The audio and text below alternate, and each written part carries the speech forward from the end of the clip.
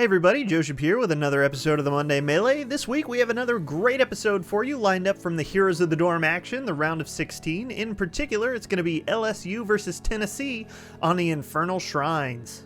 As we jump in, you can see that structurally, Tennessee is in the lead, having secured each shrine that has spawned so far. Now I wanted to start at this point because I wanted to show you that at this stage in the game, not only is LSU on the back foot, but they're behind 2 whole levels with quite a lot of ground to make up. But thanks to some good positioning and a great maw, LSU manages to defend their keep and picks up a couple of kills for their trouble. This turnaround is amplified by Tennessee's greed for the low health keep, causing them to stay a little too long and creating a strong chase scenario for LSU. Now that LSU has a foothold, they use it to start regaining map control and de-pushing their lanes.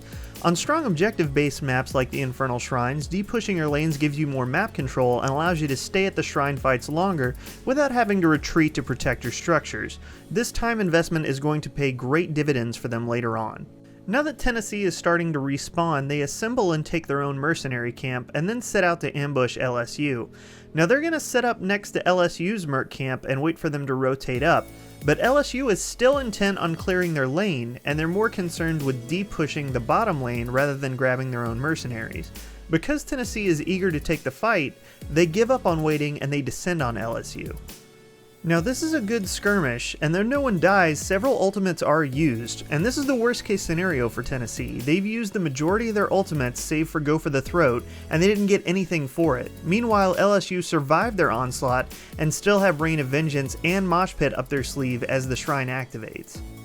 Now this isn't a surprise to Tennessee, they know they are at a disadvantage here. It's why they back out of the shrine so quickly when LSU starts to push it. They may have a level advantage, but they're on the same talent tier and they recognize that. Muradin overextends a little bit as he tries to poach some of the shrine minions for his team, and he catches a feral spirit for his trouble. Zol attempts to provide him some backup, but only succeeds in gaining ETC more value for his power slide. ETC catches both of them in the mosh pit, and with the help of Vala's Rain of Vengeance and the combined might of Thrall and Zagara's basic attacks, they're quickly dispatched. Uther shows up at the last minute to attempt the stun, but gets a little too close and finds himself with an invite to the dance party. Greymane has no interrupts for the mosh pit, so instead he dives the backline in hopes of drawing attention away from his vulnerable teammates. His desperation leads to some poor timing, however, and though he comes close to dispatching Zagara, ETC's face melt simultaneously saves Zagara and secures Greymane as a kill. Jaina escapes unscathed, but Uther is unable to dodge the feral spirit, and the follow-up for LSU assures his fate. On one fight, LSU makes up their 2-level disadvantage and grabs their first Punisher of the game, a total momentum swing for this map. So what went wrong? Well, Tennessee's initial gank at the enemy merc camp needed to secure a kill, and because they weren't able to, they were crippled for the next team fight that took place at the shrine. Tennessee still had map control and a level advantage. They could have abandoned the Punisher and made pushes elsewhere, but instead they opted to contest the shrine. I believe their initial plan outlook was this. With mercs pushing mid, all they have to do is delay. They can take what shrine minions they can to prolong the fight and give their mercenaries time to push. Tennessee's best case scenario is they get the mid push and the Punisher, and in the worst case scenario they simply lose the Punisher but they still get their free mid push.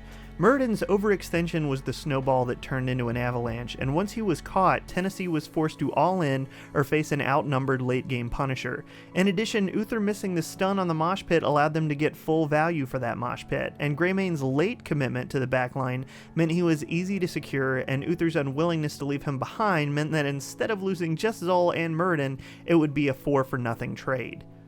The decision to contest the shrine wasn't a bad one, the plan was sound in theory. Muradin's execution of the plan was the momentum changer, but on the back of this fight, LSU hits 21st and subsequently wins the next team fight and this game. You can find the full match in the description as always, but let's watch this engagement again with commentary by Cloakin and Jake. Raffle keeps stealing Skeletal Defenders with Cone of Cold. It's actually really big. He's denying a lot of them. Mafkis gets caught in the mosh pit, and the rain follow-up on two, and that's a double kill for LSU. Oh, LSU in a bad situation here. Draded also very low on health. But Frumgore goes down. Yeah, Frumgore did go down. Wow. Oh my goodness. Well, the turnaround is real. 4-for-0. Only Rafflecopter surviving, and even Draded, who got very low there, did survive in that last moment. Beautiful response, and suddenly LSU has the lead in experience. Absolutely, and they're going to turn 20 before Tennessee. Things can change so quickly. Well, that'll do it for this week's episode of the Monday Melee. If you haven't yet, please don't forget to like and subscribe. Thanks so much for watching, and we'll see you next Monday.